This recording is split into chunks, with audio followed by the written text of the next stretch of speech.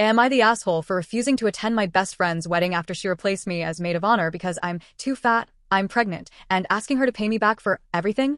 I, 27 female, have been best friends with Claire, 28 female, since high school.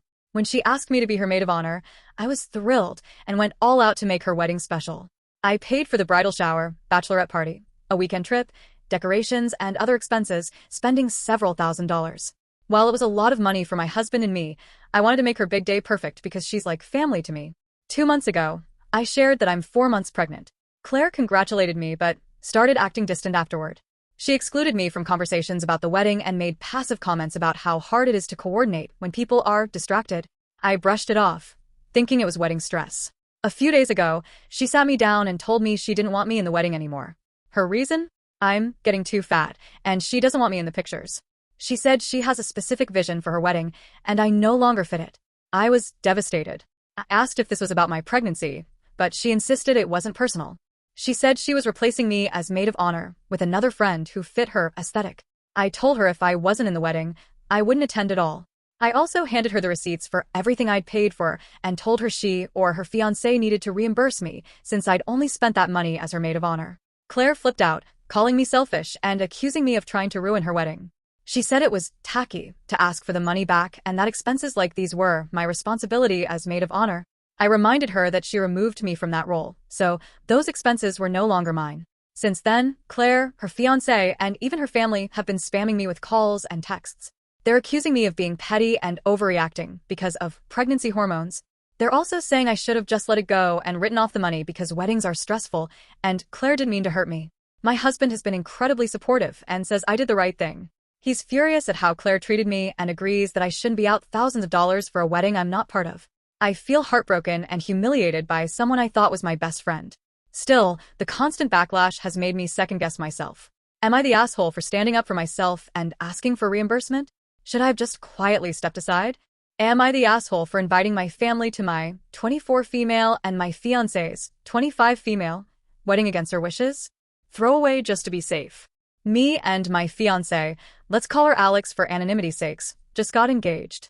It was pretty funny since I asked her and she was planning to ask me only a week later. We both had beautiful rings picked out for one another and everything was great. And then we started wedding planning last week. She began talking about who she wants to invite, both friends and family, and I said I'd have to think about that as well. She asked, "What do you mean?" I told her I wanted to invite my parents and other family to the wedding as well. I could easily tell she was unhappy.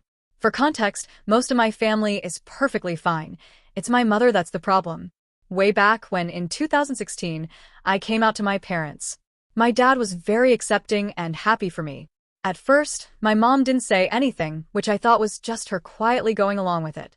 It was only a few days later when I really started to see who she was. She started making snide comments to me about my sexuality and saying various slurs more often, FG, Deek, etc. At this point in my life, I still had various insecurities and would rarely stand up for myself. After I met Alex in 2018, her remarks took a turn for the worse. She would constantly introduce me to nice, upstanding boys for me to date. I'd firmly tell her that I was already in a relationship, but to her it didn't really mean anything because it wasn't a real relationship. Thankfully, through therapy and Alex's support, I had better self-confidence and pushed back against her. That didn't stop any of my mom's remarks of, "I can't wait for you to find the right man and you'll eventually grow out of this." Now, at this point, it might seem obvious to cut my homophobic mom out of my life. I'd 100% do it if it weren't for one thing: my sister. My younger sister, whom is 19, has severe autism. I love her to death and would not be able to stand not seeing her again. My mother and I had a falling out once over a family issue, and she threatened that if I didn't cooperate, I'd never see my sister again. I know if she doesn't get invited to our wedding, she'd pull the same stunt. I absolutely hate how she uses my sister as a bargaining chip, but she and my dad have full custody over her. Alex knows all this, but really doesn't want my mother at our wedding. I don't blame her at all. I know she'd be most concerned about her younger sister, whom is MTF transgendered, and my mother is heavily transphobic. We have just started the wedding planning, and it feels like we can't get past this. So, am I just an asshole, or am I justified? Edit. For those asking, both Alex and I have always wanted a nice-sized wedding. We want to have this rather than elope.